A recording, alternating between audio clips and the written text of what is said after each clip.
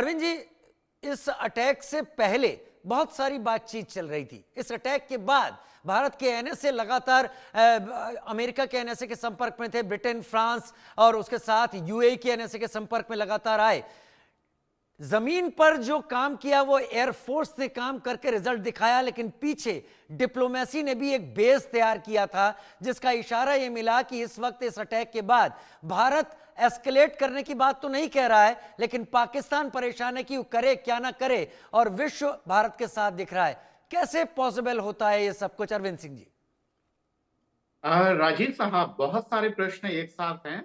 पर मैं आपको याद दिलाता हूं कि शायद आप थे या रचना जी थी जब मैं बात कर रहा था और मैंने आपसे कहा था कि पाकिस्तान की अर्थव्यवस्था जबकि खस्ता हाल में है, और भारत का अगर पाकिस्तान पे आक्रमण हो जाए तो आप कल्पना कीजिए कि पाकिस्तान की क्या हालत होगी। मैं ही था आपके साथ। राजीव साहब, आज हम बैठे हैं और उसी बात को याद कीजिए, हम्म। आज उसी स्थिति में हैं।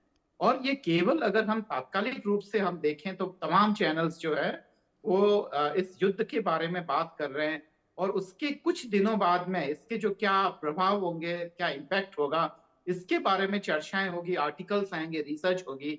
पर आज मैं आपको बताता हूं कि ये केवल आतंकियों का सफाया नहीं है। भारत ने अपनी अगली विदेश नीति का भी एक खाका तैयार कर लिया है। हम्म। आप देखिए कि इतने सालों में आप यहाँ चीन पूरे दक्षिण एशिया में हमारे सर पे चढ़कर नाच रहा था, और उसमें वह पाकिस्तान का इस्तेमाल कर रहा था। और बहुत सारे तमाम जो छोटे छोटे देश हैं वह चीन के बूते पर इतरा रहे थे, चाहे वो मालदीव हो, तमाम देश हो जहां चीन अपना इन्वेस्ट कर रहा था। भारत ने आज बता दिया है कि दक्षिण एशिया में अगर किसी का वर्चस्व रहेगा तो वह भारत ही होगा, और भारत में जो इन्वेस्ट करेगा, खासकर दक्षिण एशिया में जो इन्वेस्ट करेगा, वो अपनी रिस्क पर करे। भारत ने ये बता दिया, और यही कारण है कि आज चीन सहज नहीं है। चीन की बड़ी संयमित तरीके से प्रतिक्रिया आ रही है।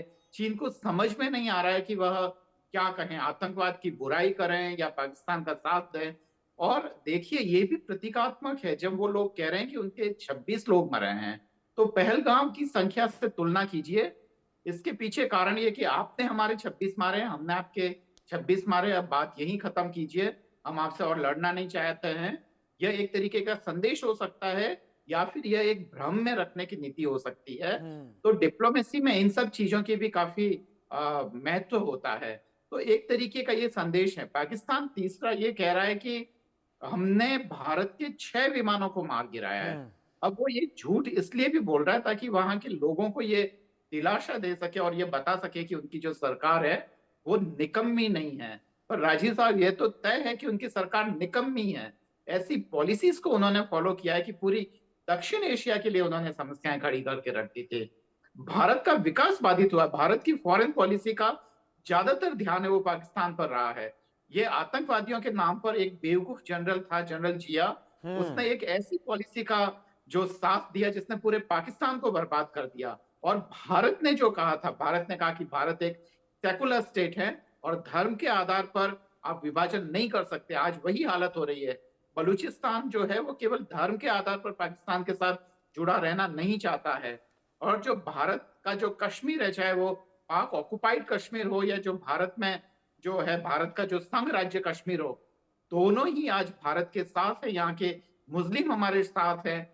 और वो मूर्ख जो जनरल मुनीर है वो ये बोल रहा था कि दो राष्ट्र है, हिंदू और मुसलमान।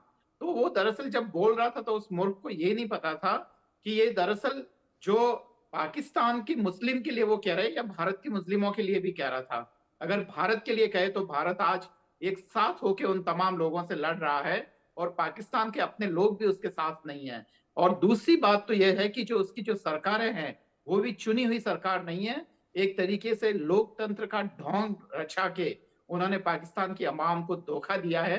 यह एक लंबी लड़ाई है जिसमें भारत ने अपना वर्चस्व स्थापित कर लिया है, न केवल पाकिस्तान के ऊपर वरन दक्षिण एशिया के ऊपर।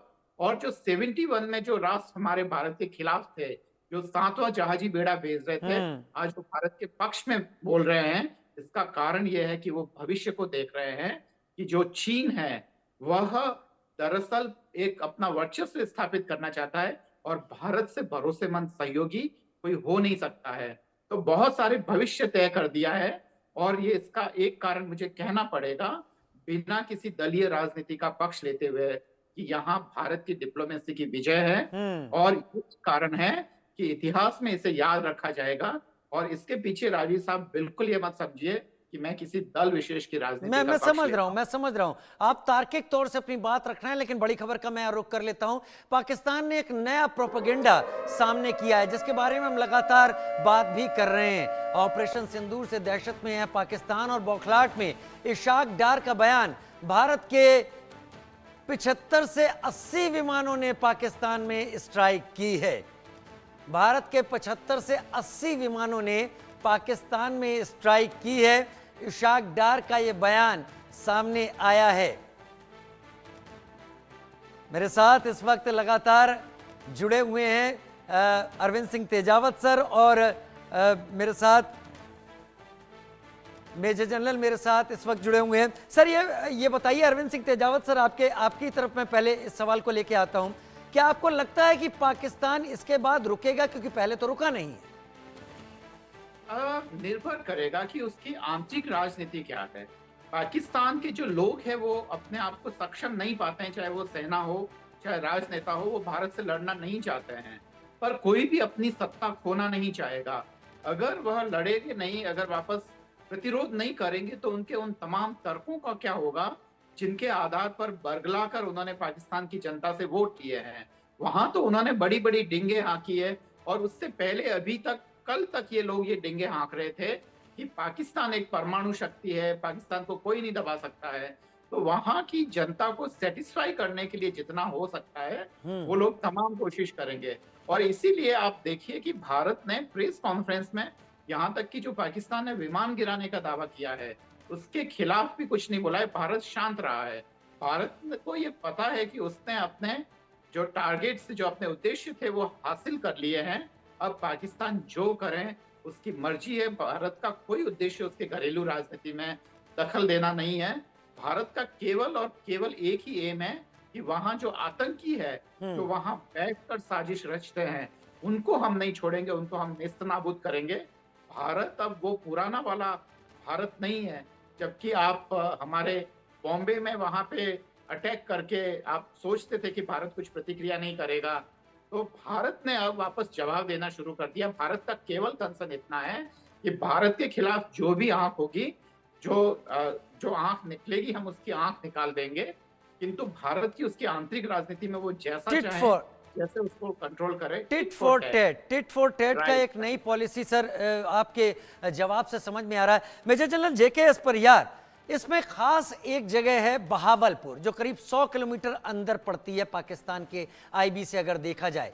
बहावलपुर में अटैक या टारगेट को निशाने पर लेना, इसके क्या मायने हैं? जैसे कि बहावलपुर में एक बहुत बड़ा पाकिस्तानी आर्मी का कैंटोनमेंट भी है, एयर डिफेंस है, पूरा का पूरा एरिया इक्विप्ड है, लेकिन वहां पर टारगेट को नेस्तनाबूद करना, इसके क्या मायने हैं? जैसा मैं आपको पहले भी बता रहा था राजीव जी कि जो बाकी जो जितने भी हाइड आउट रहे हैं, वो जहाँ हमारे एयर स्ट्राइक्स इसके मिसाइल्स हुए, वो जनरली 6 किलोमीटर से 20 किलोमीटर की रेंज में रहे हैं इंटरनेशनल एलओसी के साथ। यही एक ऐसा एरिया आता है। और पंजाब जो है, देखा जाए तो आज की सरकार वहाँ पर, पश्चिम पंजाब की सरकार पाकिस्तान में चल रही है, चाहे वो आर्मी हो चाहे सब है। उनके संसद में भी मैक्सिमम सीटें जो है पंजाब से आती हैं। सारा उनका जीडीपी का पूरा पंजाब में है। आर्मी एडमिनिस्ट्रेशन में भी पाकिस्तानी पंजाबी छाए। और आतंकवादियों के हाइड आउट बहावलपुर में बनाए हुए, वहाँ तक अगर आप 100 किलोमीटर मिसाइल चली जाती है, तो ये एक तरह से पाकिस्तान की जो नेविगेशन रडार सिस्टम है और उनकी काउंटर स्ट्राइक करने एंटी मिसाइल एक्टिविटी है, उसकी पोल खुल जाती। एक तो ये बात होती। दूसरा ये है कि इससे अब पूरा पाकिस्तान हमेशा के लिए दहशत में रहेगा कि अगर ये 100 किलोमीटर तक आ गए कि 500 किलोमीटर और उससे भी आगे जा सकते हैं 2000 किलोमीटर तक, क्योंकि हमारे पास में इस तरह के मिसाइल्स अवेलेबल। तो ये इसका मतलब हुआ कि अगली स्ट्राइक कराची या क्वेटा में हम अपने घर में ही बैठ के उसको आसानी से कर सकते हैं। ये बहुत बड़ा संदेश है। और जैसा कि मैंने आपको बताया कि जब आतंकवादियों के हेडक्वार्टर्स जो, उसमें हम अगर हमला करके उनको डिस्ट्रॉय कर सकते हैं, तो इससे उनको जो एक उनका मनोबल होता है वो पूरी तरह से टूटा हुआ रहेगा। अब वो ये आज गए हैं तो अगर कल वो दोबारा करेंगे, कोशिश तो करेंगे, नया बनाएंगे, करेंगे।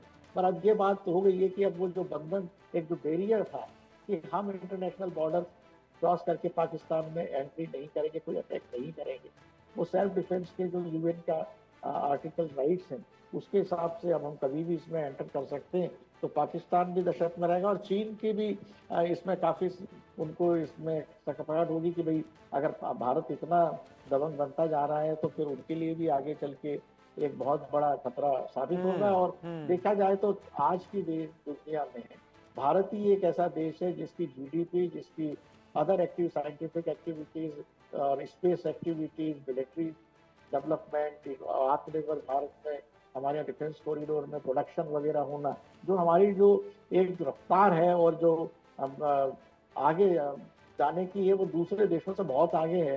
बाकी देश जो है, चाहे अमेरिका हो चाहे इंग्लैंड हो, वो सब अभी जो मंदी की तरफ जा रहे हैं, वो पीछे जा रहे हैं और हम आगे बढ़ रहे हैं। तो एक स्टेज ऐसी आएगी कि भारत उनके लिए एक काफी बड़ी चुनौती बनेगा, पहले चीन के लिए, फिर यूरोपियन देशों के लिए, और अमेरिका में तो खैर उनकी इकोनॉमी बहुत स्ट्रांग है हमारे मुकाबले में, तो उस तक पहुंचने में मेरा ख्याल है कि 50 साल तो भारत में बहुत ज्यादा लगेंगे, क्योंकि अमेरिका करीब 35 ट्रिलियन डॉलर की इकोनॉमी है, 19 ट्रिलियन डॉलर की इकोनॉमी चीन है, और भारत करीब 5 ट्रिलियन से कुछ कम की इस वक्त इकोनॉमी। आप दोनों